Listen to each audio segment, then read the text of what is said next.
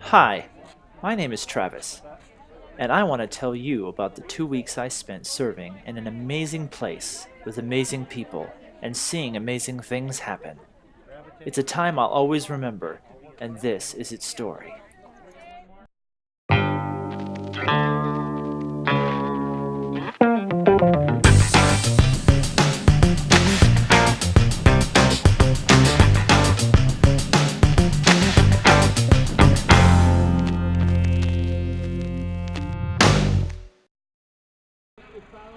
One of the greatest parts of serving in a short term mission is the people you meet along the way, and this one was no different. There were wonderful people that came with, and wonderful people that were already there. I was part of a group of 82 Americans, one Brazilian, and one Colombian short term missionaries that traveled to Arequipa for the Love Extreme project. But there would be no reason for us to go if there weren't the 30 Extreme Nazarene employees and the 30 Peruvian national church leaders that were already there in Arequipa. The goal of Love Extreme? To hold a mega event and pack as many people as possible into this place, the Palacio de Bella Artes, so they can see this man, Jose Adornez, tell jokes, and more importantly, share the gospel. Mr. Adornez is a Christian comedian from Colombia, and he holds the Guinness record for telling jokes for 80 straight hours. We were preparing for those last 5 minutes of the show where he would explain the gospel and call people forward. We also had counselors in the back of the theater hall to talk with any who wished to receive Christ. In order to pack out the house, we had to get the word out. All the stops were pulled out on promoting the mega event. We had to be bold. We had to have no shame. We also had to be flashy while doing it. And that's where the tie-dye shirts came in. We needed to stand out just a bit more. Then we canvassed the city. We handed out flyers, we had signs, we had loudspeakers, and we had the moves.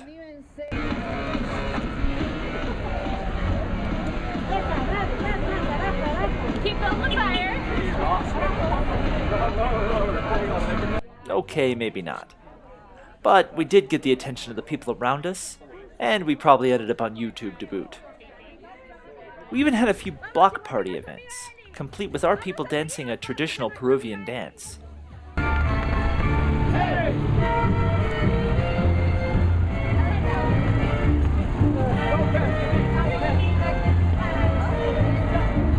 All right, well, this is the neighborhood where I live. It's a wealthier neighborhood in terms of the local economy here. It's harder people to reach, so we've decided to do something all out. We've went and rented an inflatable toy for the kids.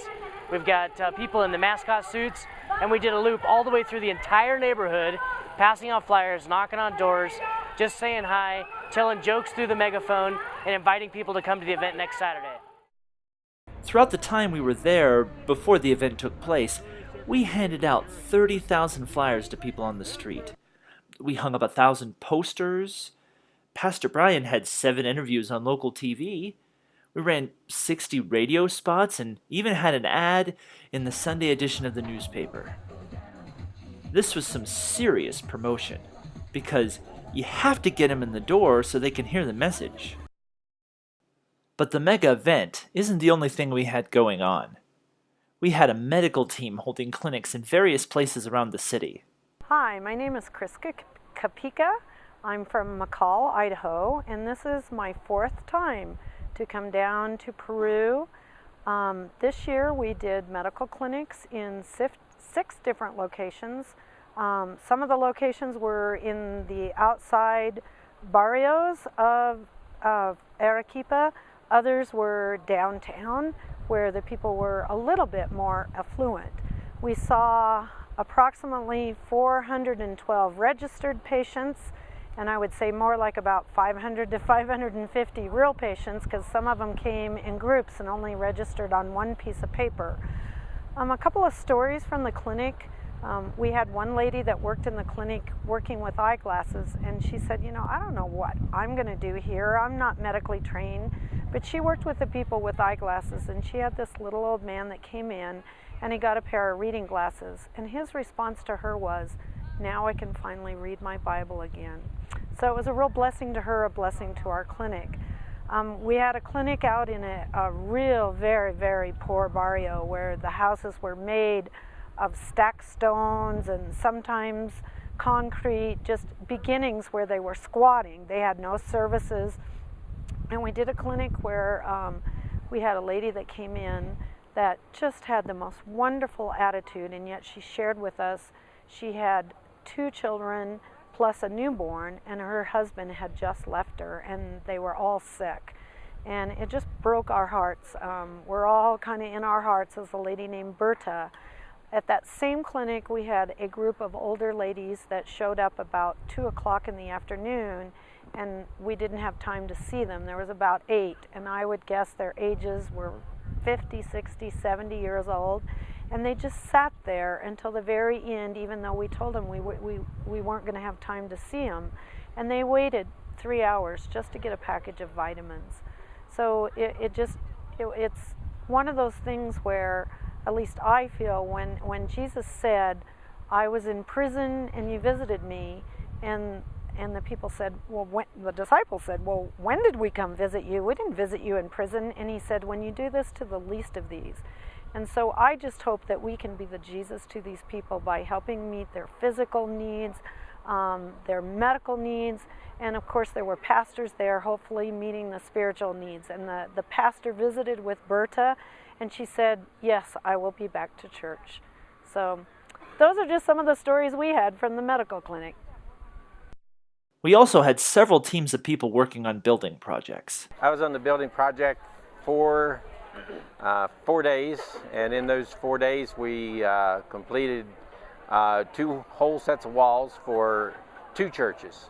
And one of them was taken off the foundation, and they'll finish up the other one today with the stucco and everything, and they'll actually load that whole church onto a truck and haul it to Puno tomorrow, where the McMinnville team will assemble stucco, install electricity Thursday, Friday, and Saturday, so they can dedicate the church on Sunday. So it'll be an experience for the McMinnville team because they're going to be at 13,000 feet.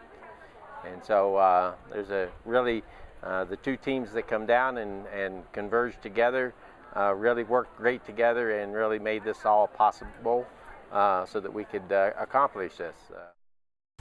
The night before the big day had arrived, and we ran through a rehearsal, giving the ushers and counselors a chance to deal with warm bodies. It was entertaining as people were given different roles, including drunk and disorderly and woman with a crying baby. And finally it was here, the day we had been praying and preparing for. We rode out to the theater and started to set up. People came in and sat down, 1,143 people to be exact. The show started, and after some excellent traditional Peruvian dancing, that was better than our imitation, Jose came on stage. I'm assuming he was funny, everyone was laughing. I don't understand Spanish. But there were a few points where his humor crossed the language barrier. I found it fascinating, the way that he was getting through to the people. Humor just seemed to slip right past their defenses, getting them to laugh even at themselves. It was awesome to watch as he had the altar call and people came forward. And at the end, almost 100 people went back to the rooms to talk to the counselors. The next morning, church was held at the park across the street, and Mr. Adornez preached. He continued his family-oriented theme by talking about men's role in the family and how we should be stepping up and taking responsibility as husbands and fathers. It was translated, which I appreciated thoroughly.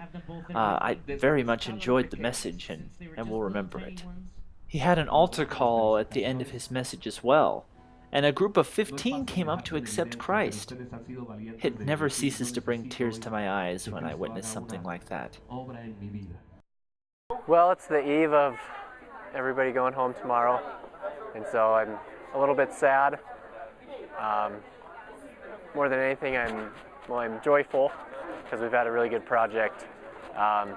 It's been as good as we could ask for, and obviously had an awesome group of short-term volunteers, all 82 of them, and it's been a privilege to be the leader of this group, to be given the task to be in charge, and we've seen God working through all aspects, from the beginning until the end, as the way that God always works. And so I guess I'm sad because, well, it's always hard to say goodbye. People who you come down and you spend 2 weeks together, and then you just say goodbye and you never know when you'll see them again. But joyful because I know that God has made an impression on the lives of each and every one of us, and that the work that He started here in Peru He will continue when everybody goes back to the States, and He'll continue here in Arequipa. So it's not just something that was for Arequipa, but for the whole world. So it's been a privilege to be involved with that, and because working for the Lord's awesome. All in all, Love Extreme was a spectacular project to work on. It was a lot of work, but it was all worth it. I'm thankful for my time there, and for all the people that I met and worked with. It was truly an experience that I will never forget, and I know I wasn't the only person affected either.